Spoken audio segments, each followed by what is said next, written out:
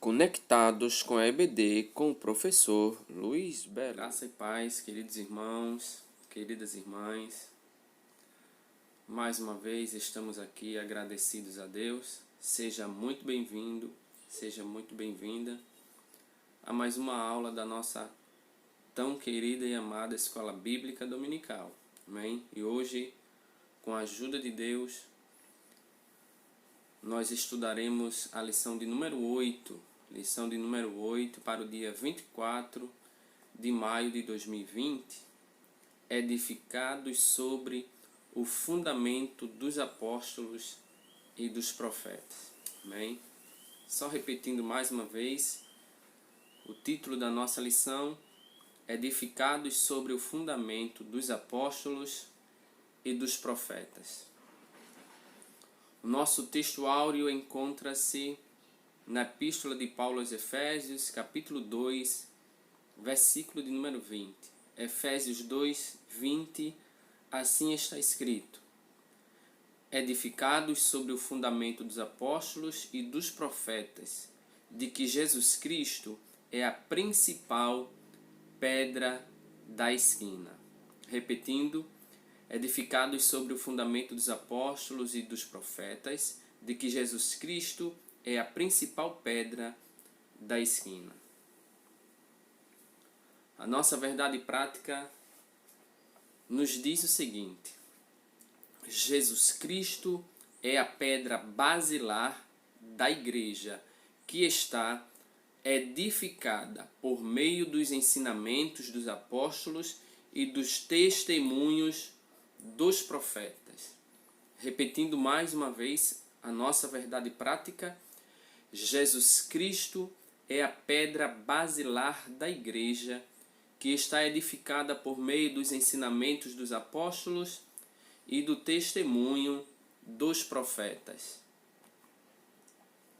A nossa leitura bíblica em classe, Efésios 2, 20 ao 22, logo após Mateus 7, 24 ao 27. Portanto, são dois textos que fundamentam a lição de número 8, Efésios 2, 20 ao 22, Mateus 7, 24 ao 27.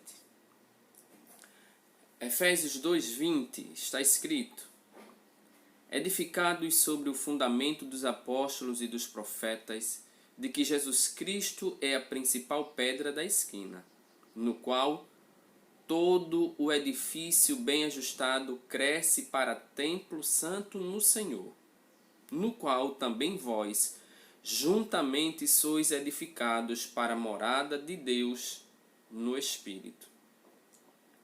Mateus 7, 24. Todo aquele, pois, que escuta estas minhas palavras e as praticas, assemelhá-lo-ei ao homem prudente, que edificou a sua casa sobre a rocha. E desceu a chuva, e correram os rios, assopraram ventos, combateram aquela casa e não caiu, porque estava edificada sobre a rocha. E aquele que ouve estas minhas palavras e as não cumpre, compará-lo-ei ao homem insensato, que edificou a casa sobre a areia. E desceu a chuva, e correram rios, e assopraram ventos, e combateram aquela casa, e caiu, e foi grande a sua queda. Amém.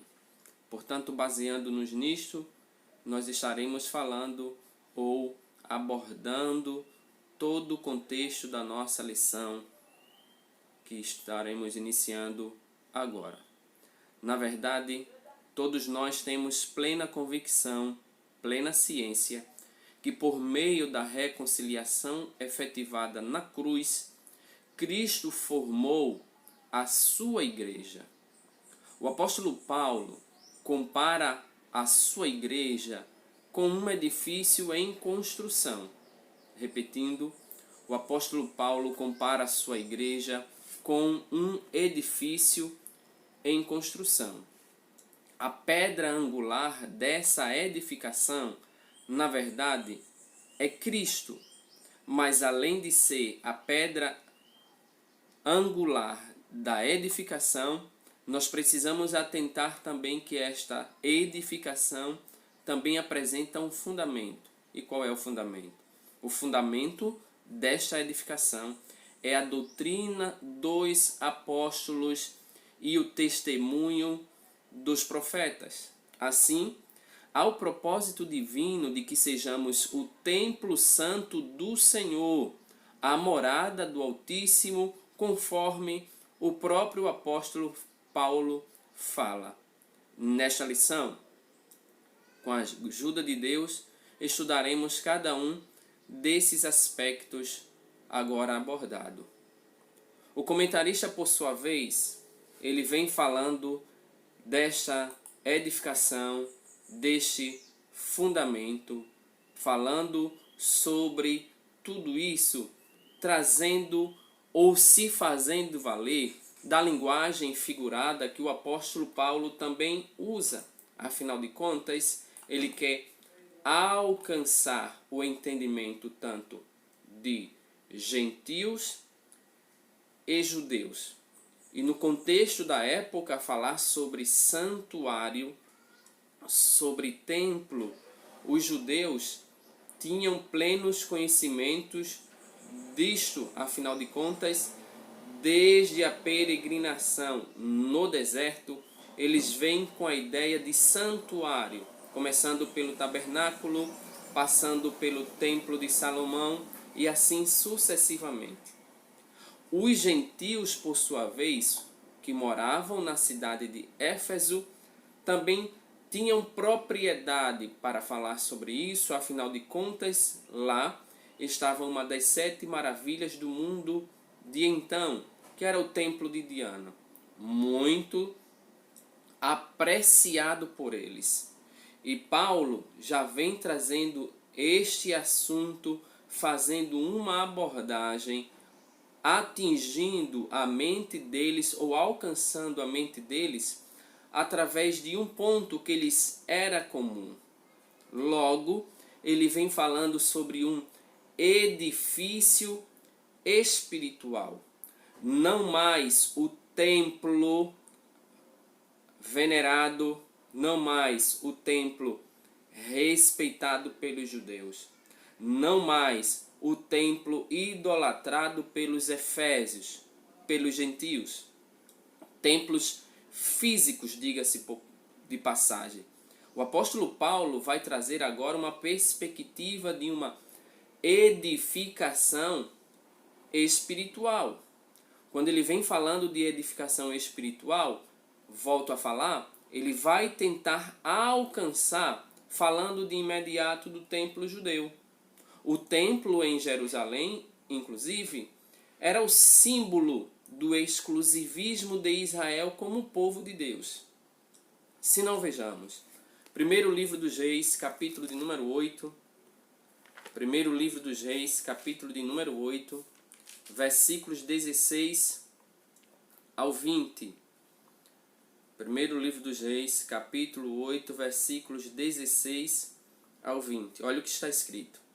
Desde o dia em que eu te tirei, o meu povo de Israel do Egito, ou melhor, desde o dia em que eu tirei o meu povo de Israel do Egito, não escolhi cidade alguma de todas as tribos de Israel para edificar a minha casa ou alguma casa, para ali estabelecer o meu nome.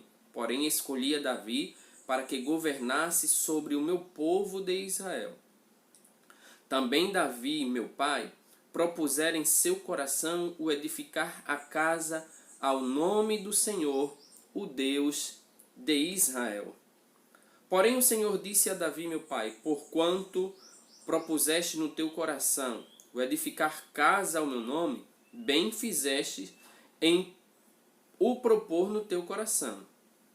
Todavia, tu não edificarás esta casa, porém teu filho que descender de ti edificará esta casa ao meu nome. Assim confirmou o Senhor as palavras que tinha dito, porque me levantarei em lugar de Davi, meu pai, e me assentarei no trono de Israel, como tem dito o Senhor, e edificarei uma casa ao nome do Senhor, o Deus de Israel. Então, verifiquemos que este templo construído, os judeus tinham um grande apreço. Aliás, vocês hão de convir comigo que quando Jeremias começou a profetizar para o povo, alguém questionou: como assim, Jeremias? Como é que Deus vai permitir a destruição de Jerusalém se nós aqui temos o templo do Senhor? O templo do Senhor. Na verdade, eles não valorizavam o templo como lugar sagrado de adoração. Eles tinham o templo como um amuleto, baseando-se no que viveram no passado, em especial as promessas que Deus havia dito. Mas não se lembraram que as promessas de Deus estavam condicionadas à fidelidade dos filhos de Israel. Eles se apropriam do templo e o tomam como símbolo de exclusivismo de Israel como povo de Deus. A proibição dos estrangeiros acessarem o templo era mais um motivo de inimizade entre judeus e gentios. Como vocês sabem, no templo havia um grande muro. Na verdade, era um impedimento. Os gentios só poderiam ficar no pátio dos gentios. Eles não poderiam ter acesso a lugares mais, digamos que, especiais. Ao reconciliar, portanto, ambos os povos, Cristo definitivamente aboliu as leis cerimoniais, desfez a inimizade entre eles e formou uma nova humanidade, um novo povo. E que povo é este? A sua santa e imaculada igreja. Assim, desta forma, o templo judaico perde a sua relevância. Como assim? O templo judaico deixa de ter a sua importância. E um novo conceito de santuário agora é apresentado tanto para judeus quanto para gentios. O apóstolo Paulo está dizendo: olha, a partir de agora, depois do sacrifício de Cristo na cruz do Calvário, tudo aquilo que nós considerávamos, pensávamos a respeito do templo, agora nós precisamos entender. Ele não tem mais esta relevância. Agora nós temos um outro santuário, um outro tabernáculo, um outro edifício. É o que nós veremos aqui neste segundo subtópico, queridos. Observemos que o apóstolo Paulo já vai mostrando para os irmãos, falando que neste edifício espiritual, ele vai trazendo uma perspectiva do santuário como um santuário cristão. Evidentemente que o que ele está falando aqui não é mais aquilo que tem como base um edifício físico. E isso nós compreendemos de forma muito simples, pois todos os que pertencem a Cristo são comparados a um edifício onde habita ou onde Deus habita em espírito. E o ensino de Paulo no texto base em Efésios que nós lemos, ele vai trazer alguns ensinamentos muito interessantes. Em primeiro lugar, ele está trazendo à memória dos irmãos, trazendo lembranças de Salomão, citações de Salomão, pois Salomão vai dizer ou vai reconhecer que o templo em Jerusalém, por mais belo que fosse, por maior que fosse, ele não poderia conter a Deus. Se não vejamos, primeiro livro dos Reis, capítulo de número 8, versículo de número 27. Primeiro livro dos Reis, capítulo de número 8, versículo de número 27. Mas na verdade, habitarei a Deus na terra, Eis que os céus e até o céu dos céus te não poderiam conter, quanto menos esta casa que eu tenho edificado.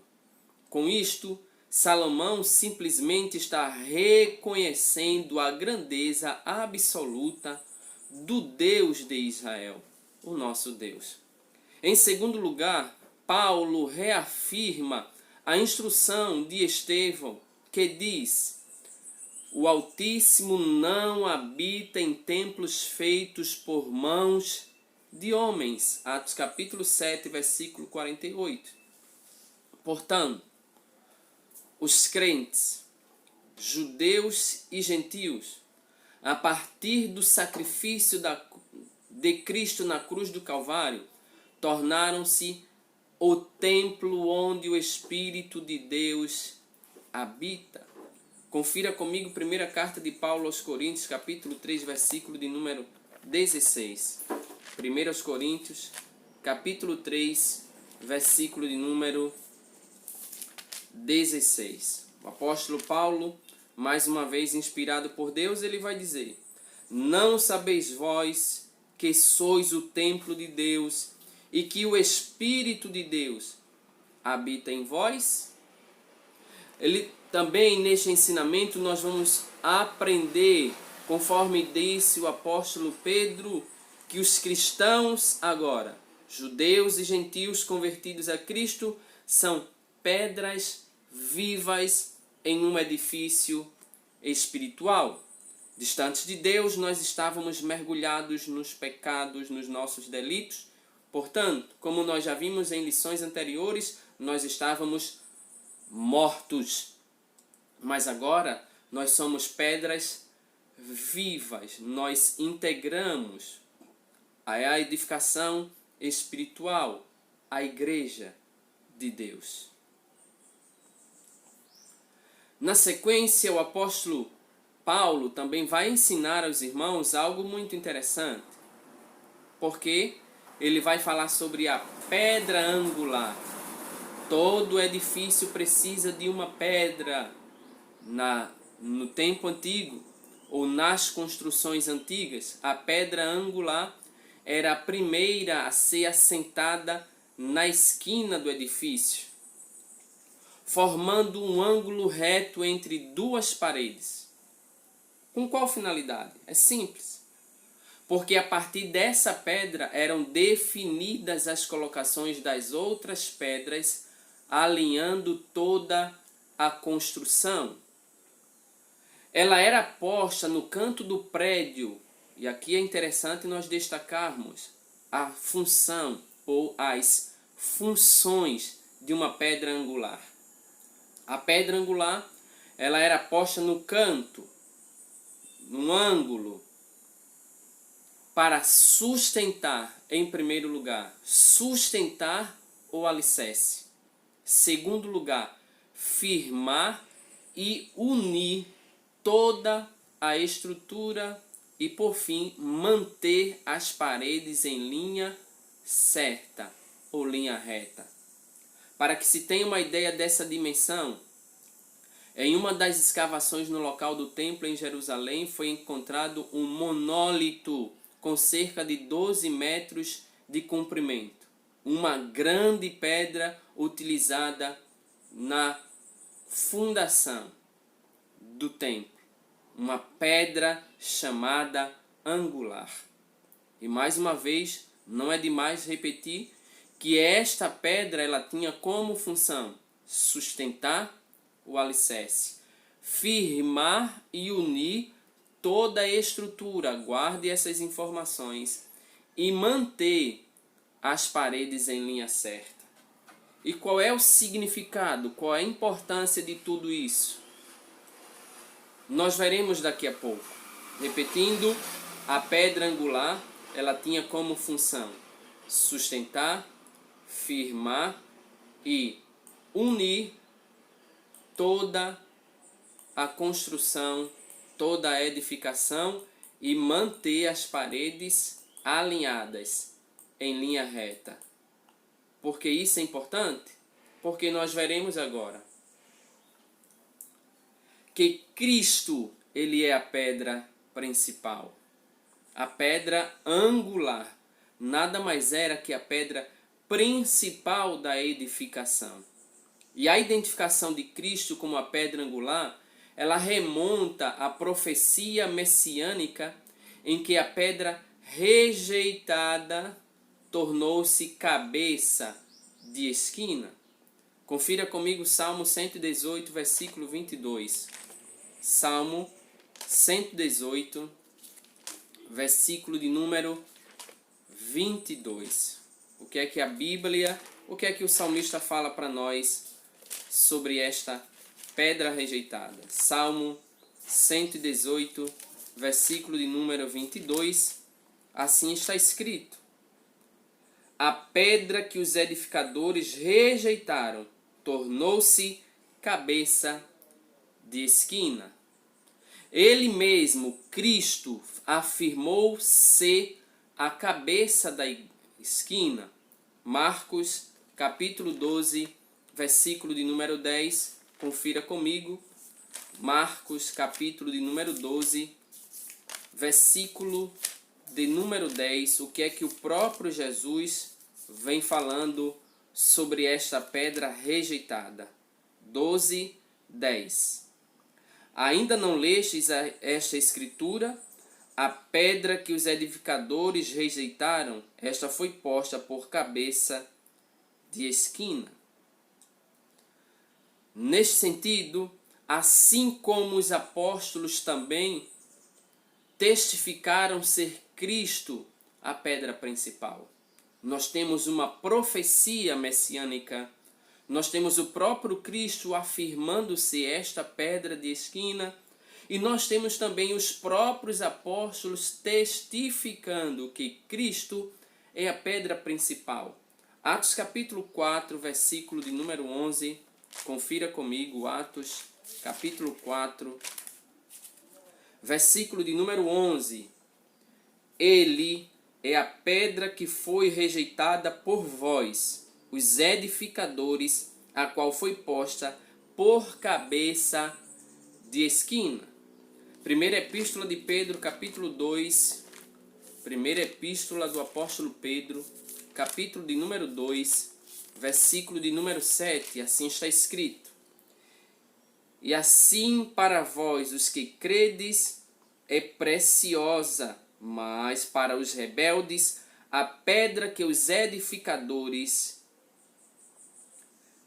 reprovaram, essa foi a principal da esquina. Pedro mais uma vez está reafirmando que Cristo é a pedra angular. Portanto, a pedra angular deste novo santuário espiritual, deste novo edifício espiritual, é o próprio Senhor Jesus Cristo. Logo, eu volto a falar, por ser Ele a pedra principal, por ser Ele a pedra, a fundamentação da igreja, nós precisamos levar isso em consideração, porque se Cristo não for, ou não estiver sendo, o edifício não tem sustentação, não tem firmação, não tem união, não tem nada disto. Se a igreja continua de pé ao longo da história, com tantos homens perseguindo, tentando destruir, tentando acabar, é porque Cristo, Ele é a pedra angular. Ele é o próprio fundamento da igreja. Glória a Deus por isso. Portanto, nada para esta igreja, porque ela está edificada sobre a rocha que é Cristo Jesus. Inclusive no Sermão do Monte, nós aprendemos que o homem prudente, ele edifica a sua casa sobre a rocha.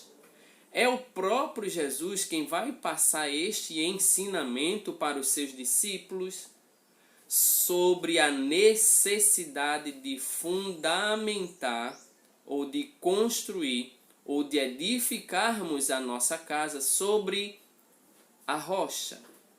Cristo, a rocha inabalável. Na sequência, nós vamos sintetizar este tópico compreendendo uma coisa muito básica. Em Cristo, um novo conceito de santuário agora ele é construído, pois os crentes são comparados a um edifício espiritual, onde ele, Cristo, é a pedra principal. No segundo tópico, entendendo que Cristo ele é a pedra principal, no segundo tópico da lição, nós vamos estudar qual é o fundamento.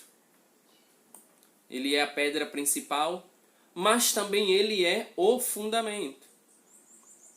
Lembremos-nos, o fundamento da igreja não são os apóstolos, não são os profetas. O comentarista está falando aqui no primeiro tópico, o fundamento dos pontos, apóstolos e profetas. Ele não quer dizer que os apóstolos e os profetas são o fundamento da igreja. Tá ok? Para que não haja nenhum tipo de dúvida concernente a isso aqui. Aí de imediato o comentarista vem falando sobre o conceito, a ideia, o que é ser um apóstolo. O termo empregado pelo apóstolo Paulo aqui vem do grego apóstolos. É usado para designar enviado ou mensageiro. Simplesmente um apóstolo é alguém que recebe uma missão. Recebe esta missão e é enviado para executá-la. Recebe uma mensagem e recebe esta mensagem para transmiti-la. É um apóstolo. O apostolado, portanto, ele é centrado na natureza da missão de Cristo, que foi enviado para ser o Salvador do mundo.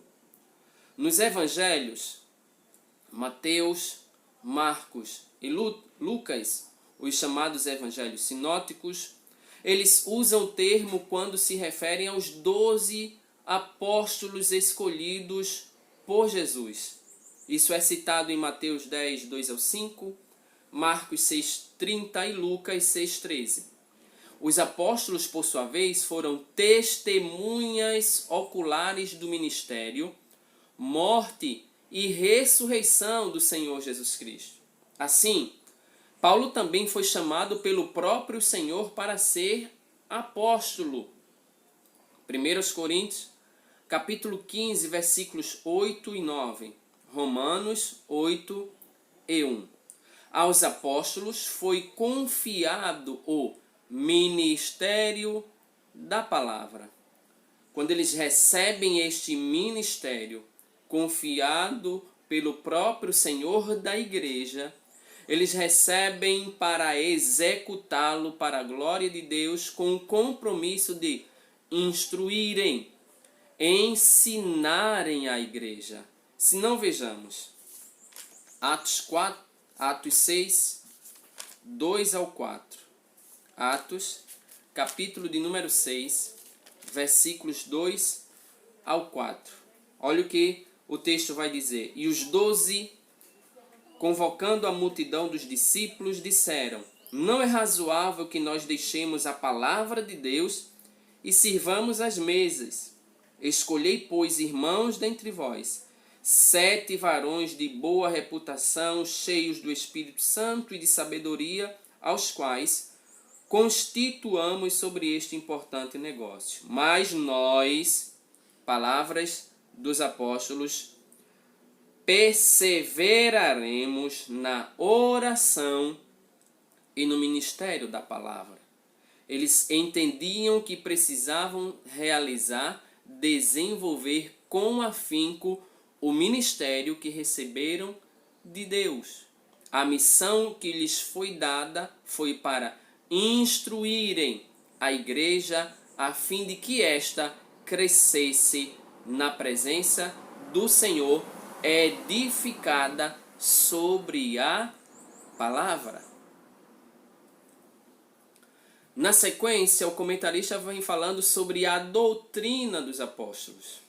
Evidentemente, já sabemos, apóstolos, aquele que recebe uma missão e é enviado para cumpri-la. No segundo subtópico, ele vem falando sobre a doutrina dos apóstolos.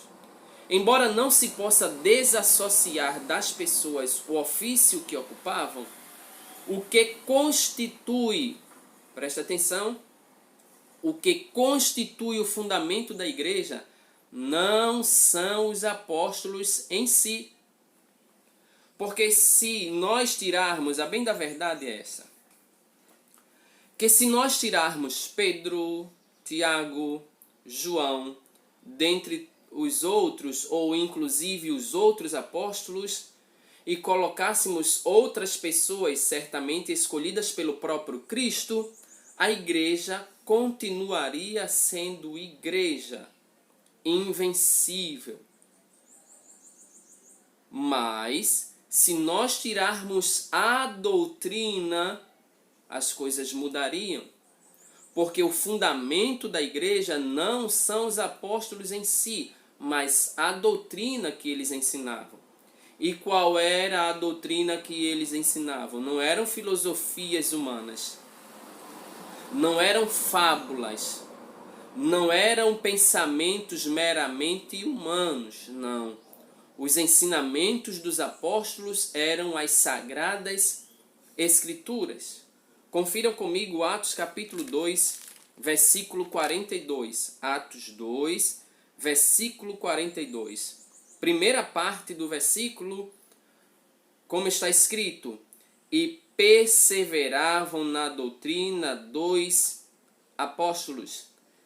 2 Timóteo capítulo 3, versículo 16. Observemos, segunda epístola de Paulo, de novo ele, Paulo, segunda epístola a Timóteo, capítulo de número 3, versículo 16. Olha o que Paulo vai dizer: toda a escritura divinamente inspirada é proveitosa para ensinar, para redarguir, para corrigir, para instruir em justiça. Então, o fundamento dos apóstolos não é a vida deles.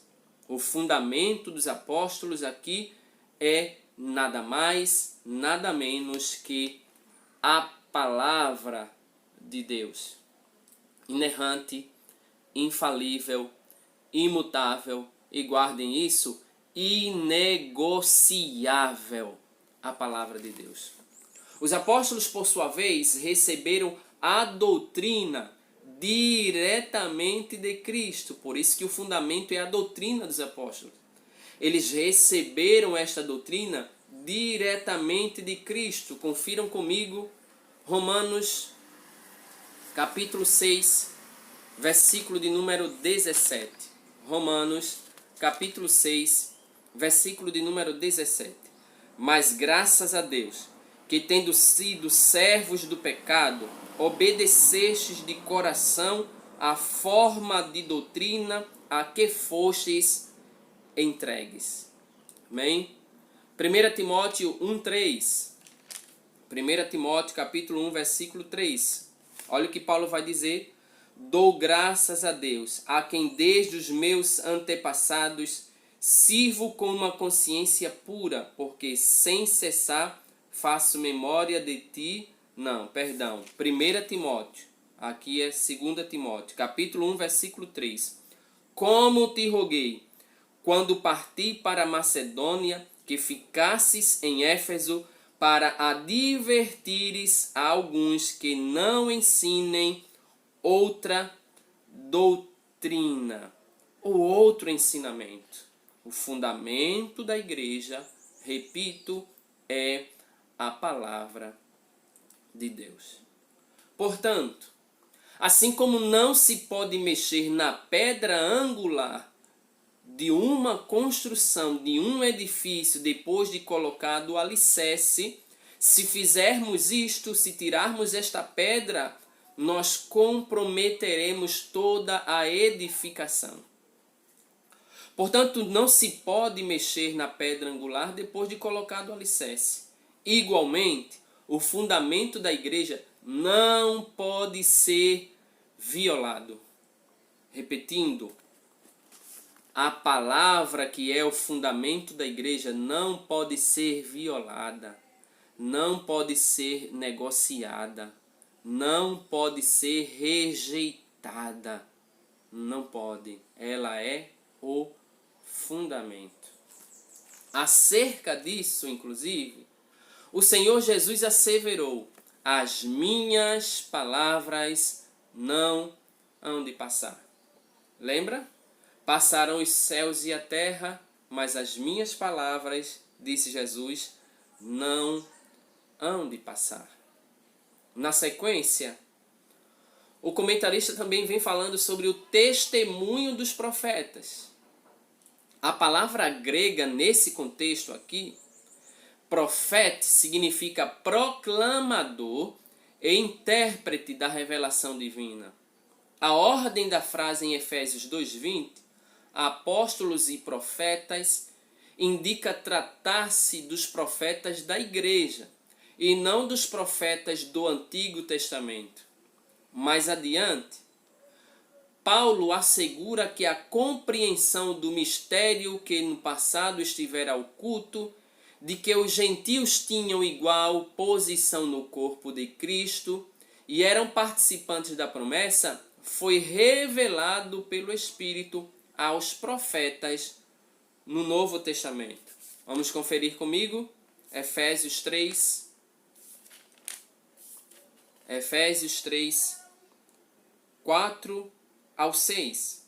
Pelo que quando ledes, podeis perceber a minha compreensão do mistério de Cristo, o qual, noutros séculos, não foi manifestado aos filhos dos homens como agora, tem sido revelado pelo Espírito aos seus santos apóstolos e profetas, a saber, que os gentios são co-herdeiros e de um mesmo corpo e participantes da promessa em Cristo pelo poder do Evangelho.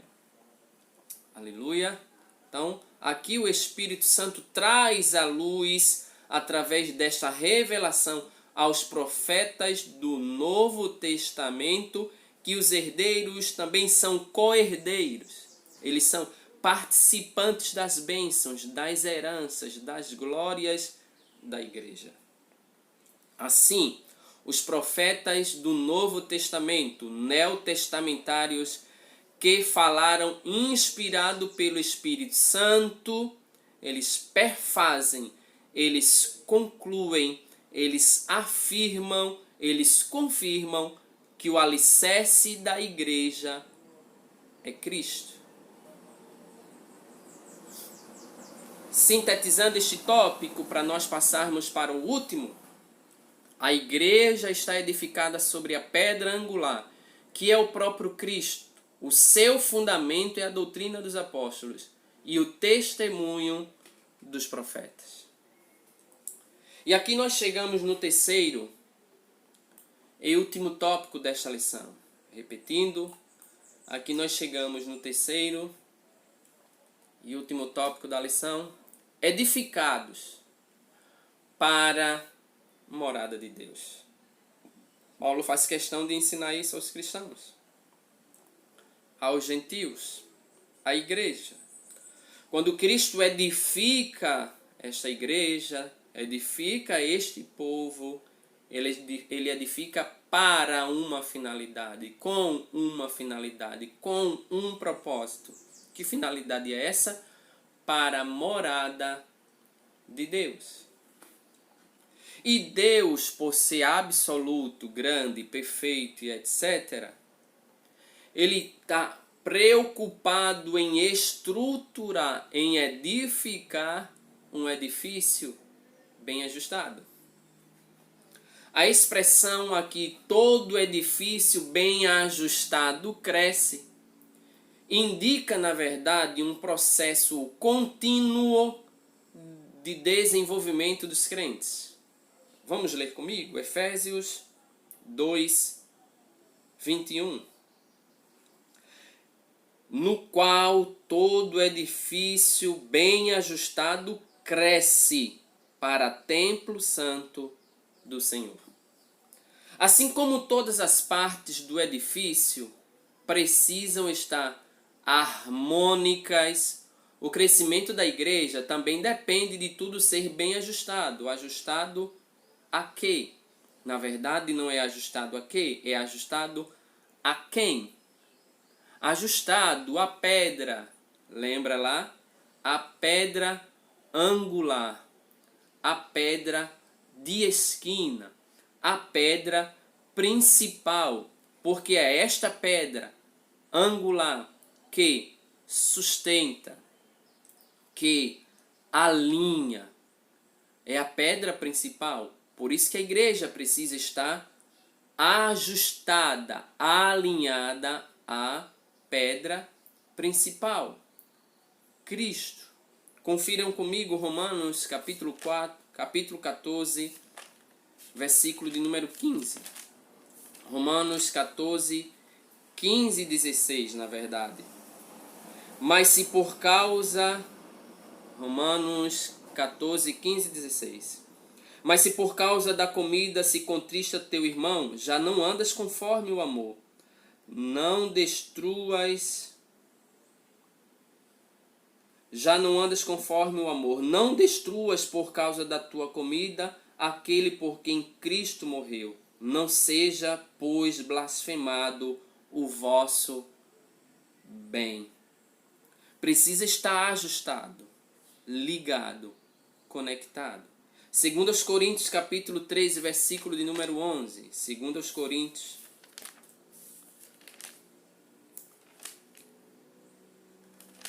13, 11. Quanto ao mais, irmãos, regozijai-vos, sede perfeitos, sede consolados, sede um mesmo parecer, vivei em paz, e o Deus de amor e de paz será convosco. O crescimento depende do ajuste da igreja a Cristo, em paz, em graça, em amor. Nessa caminhada, o salvo comporta-se como filho obediente e passa a evidenciar o fruto do Espírito. Isso é característica de edifício bem ajustado a Cristo. Ele vai evidenciar o fruto do Espírito. Só para nós lembrarmos algumas características: amor, paz, longanimidade, benignidade, bondade, mansidão, fé, temperança. O crente bem ajustado, ele está edificado sobre a rocha e vai evidenciar tudo através do fruto do Espírito Santo. E o desenvolvimento prossegue até alcançar a medida completa de Cristo, pois todo crente bem ajustado torna-se templo santo no Senhor. Na sequência, ele vem falando sobre este templo santo no Senhor. A palavra aqui usada para templo é o vocábulo naon. Repetindo, a palavra utilizada pelo apóstolo Paulo aqui para templo é o vocábulo naon, que designa o recinto, o interior, o lugar santíssimo, ou seja, o lugar do encontro do sumo sacerdote com Deus. Todavia, a analogia de Paulo não se refere mais à estrutura material, física, construção feita por mãos humanas, mas sim ao crente, cada cristão individualmente, que se tornou templo santo, habitação, morada de Deus. Separado do pecado, quem pertence a Cristo passa a viver em santidade. Primeira Epístola de Pedro, capítulo 1, versículo 15. Primeira Epístola de João, capítulo 1, versículo de número 7. Como resultado, ao desfrutar da comunhão divina, o crente recebe o livre acesso à presença do Pai, tornando-se assim morada de Deus no Espírito. Lembremos-nos, na antiga aliança, o acesso a Deus era exclusivo do sumo sacerdote que entrava uma vez ao ano, mas quando Cristo morreu na cruz do Calvário, ele rasgou o véu do templo do alto a baixo, dando livre acesso aos homens para se chegarem à presença do Pai. A partir de agora, nós somos morada de Deus no Espírito Santo. E esta morada de Deus no Espírito Santo nos condiciona a sermos habitação do Altíssimo. Que privilégio!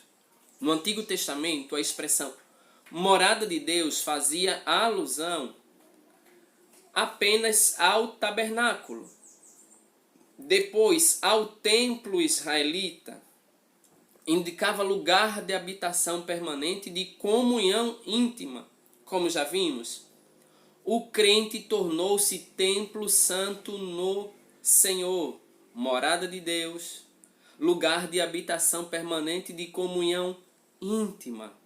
Isso indica que Deus habita em nós por meio do seu Espírito Santo, conforme nós já vimos em algumas citações bíblicas. E que tal afirmação ratifica, confirma, reafirma o ensino apostólico de que Deus não habita em templos feitos por mãos de homens.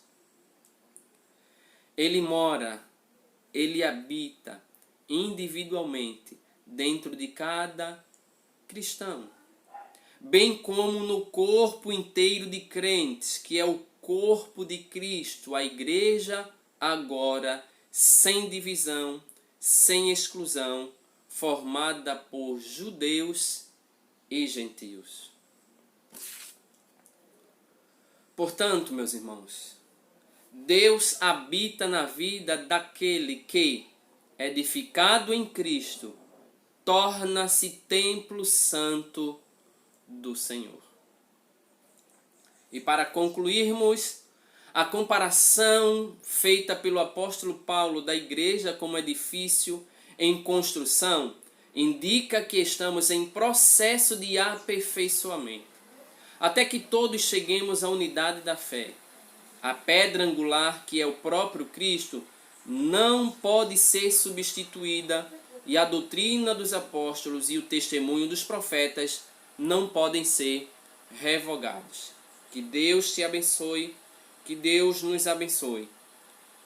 Até a próxima aula, quando estudaremos a lição de número 9, o mistério da unidade revelado. Portanto, se você curtiu, se você gostou, curta, comente, principalmente compartilhe. E quem ainda não se inscreveu, inscreva-se no canal, dando-nos esta força. Que Deus te abençoe, a paz do Senhor e até a próxima.